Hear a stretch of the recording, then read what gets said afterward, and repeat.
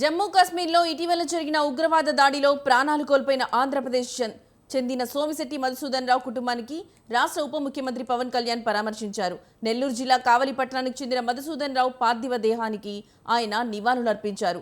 అనంతరం మధుసూదన్ కుటుంబ సభ్యులతో పవన్ కళ్యాణ్ మాట్లాడారు. వారిని ఓదార్చి ధైర్యం చెప్పారు. ఈ కష్ట సమయంలో రాష్ట్ర ప్రభుత్వం వారికి అన్ని విధాలుగా అండగా నిలబడుతుందని భరోసా ఇచ్చారు.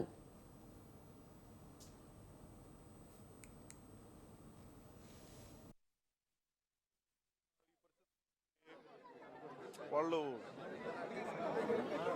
నాకు కూడా బాధ ఇంకా గుండెల ఉనికి నేను మాట్లాడలేకపోతా ఉన్నాను.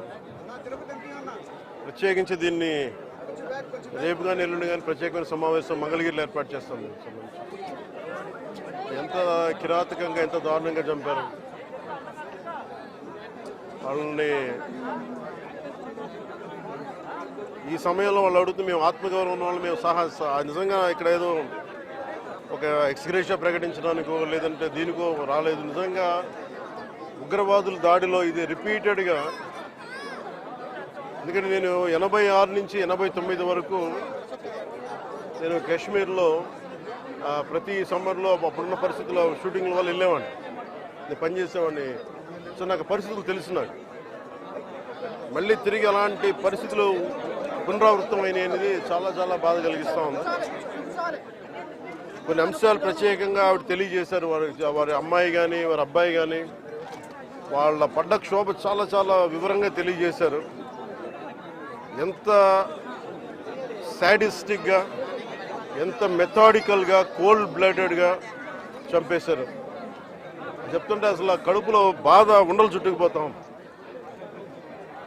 అందుకని ప్రత్యేకించి ఈ సందర్భంలో కాకుండా సమయం అవుతుందని అన్నారు.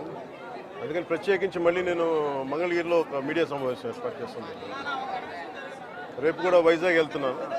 వెళ్ళి వారిని కనుక్కొని ఒకసారి ప్రభుత్వం అన్ని రకాలుగా భరోసా ఉంటుంది, అది మీకు తెలిసి చెప్పక్కర్లేదు, ఖచ్చితంగా చేస్తాం, సందేహం లేదు. కానీ ఇది more than ex gratia, more than డబ్బుల కంటే కూడా బాధలో మీకు తగిలిన ఈ వచ్చిన ఇబ్బంది కానీ, ఈ గాయం కానీ, అంటే మనిషి చనిపోయారు కానీ ఈ జ్ఞాపకాలు చిన్నపిల్లడి ముందు జరిగింది, కూతురు బిడ్డ ముందు జరిగింది.